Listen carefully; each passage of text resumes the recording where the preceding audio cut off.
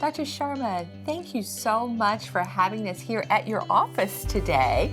This is a little bit different background than what we've used, but so exciting to be here. Tell us about what happens here. So as you can see, this is a whole bunch of exercise equipment.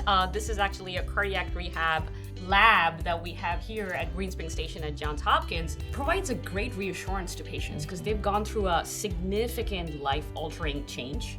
Open heart surgery is not easy to undergo. And I think having the help of doctors and nurses and having monitored exercise 3 times a week for 12 weeks is a huge confidence builder. When you think back about the history of the American Heart Association, originally founded in 1924 by a group of cardiologists, and that was really their vision, was how did they help their patients have more than just a future of convalescence, but really returning to their life. So many times patients come and ask us, what can I do at home after this? Or what am I able to not do? Having this kind of ability to exercise with the help of doctors and nurses and get reports on how well you've exercised and then go back to doing it at home.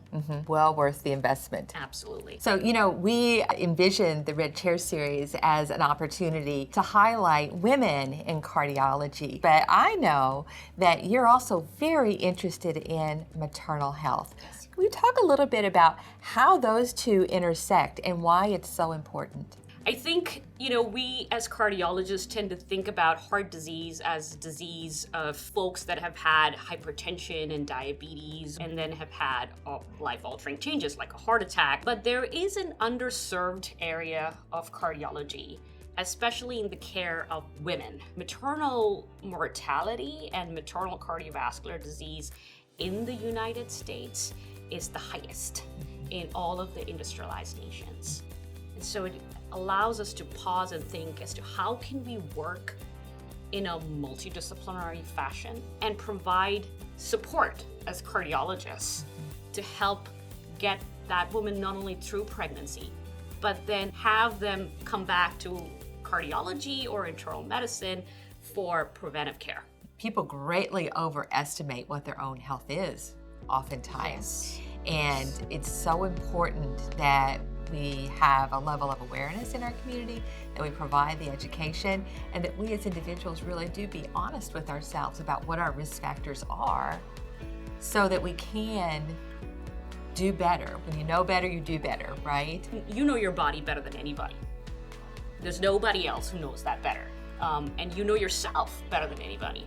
And if you feel different, then you should ask for tests and you should ask for speaking with a doctor or being seen by a nurse so that if there is something underlying going on, maybe picked up, during those times of visits as well. And I imagine it's like every other health condition. The earlier it's detected, the earlier you can start to do intervention and the better overall outcome you're going to have. Absolutely. When you think about your patients or really just the community, what are the 1 or 2 things that you really wish everyone would make a change? Well, when you go to a doctor, they ask you about your health, they ask you about whether you're taking your medications. Please know your numbers. Come in with a set of questions that you want to ask your doctor, but also come in with a baseline information about your health. But if you've had a life-altering event, then come with a certain sense of what can I do to get the most out of my visit today. I also tell my women patients that sometimes feel that their questions and concerns are not being appropriately addressed, is to redirect, and come at it from the sense of, yes, and I feel this. Yes, but I continue to feel this.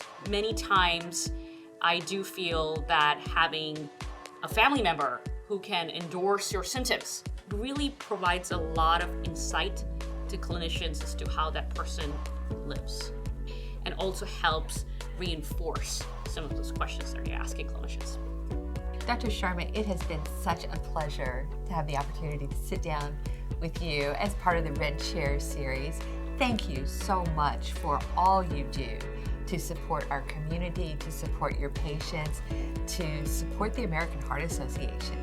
We appreciate you greatly. It is my honor and my pleasure. Thank you for having me.